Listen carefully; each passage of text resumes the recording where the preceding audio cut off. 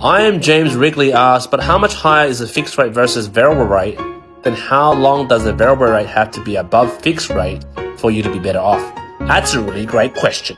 Bankwest fixed rate 5.19, NAB 4.99, OMG, the variable rate 2.53. Still good. Now based on those examples, the variable rate is 2.53, a 3-year fixed rate even at the lowest is 4.99. Now we're basing on owner occupied and principal and interest repayments. As you can see from variable rate and fixed rate, there's a huge gap, 2.46%. At a $500,000 loan, by going 2.53 variable, the repayment is $1,983.41. But if you hit a 3-year fixed rate at 4.99, you look at $2,681.05. That's a massive $697.64 per month. So I'm James Wrigley. That really answers your first question. How much higher is a fixed rate versus variable rate? Short answer, very high. And to answer the second part of your question, are you better off? Short term, not better off. Like WTF? Who would do this to themselves? Pay extra month of $697? So now this begs the question, why would someone prefer fixed over a cheap variable rate? Let's look into this. So I drew a really shitty graph, but it outlines my point. 6 months ago, rates were at 1.79%. And if you were my client, I would have told you to lock it in.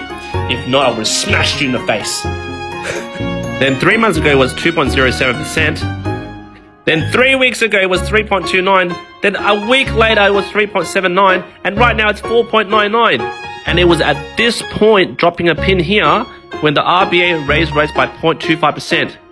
But look at how many times the bank have increased the rates. And prior to that, they were increasing rates prior to the rate rise.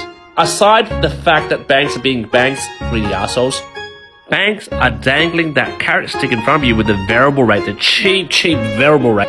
So you won't lock in the rate right now, which is at 4.99, because they're guessing by Christmas, it'll go even higher. So depending whether you're risk averse or a risk taker, 50 or 50 of you will either lock in the rate now or ride with the cheap variable rate and see what happens. But I'm telling you right now, if you don't lock in that rate, in a few weeks' time, even a month's time, that rate you're seeing that you think it's high, that's gone. If you're asking me personally, no financial advice. If you didn't fix it like 6 months ago, it's too late. You're better off riding with the variable rate now because it's kind of cheap and see what happens. And if you have a mortgage broker and he didn't tell you to fix 6 months ago, slap him in the face. Again, thank you for the question.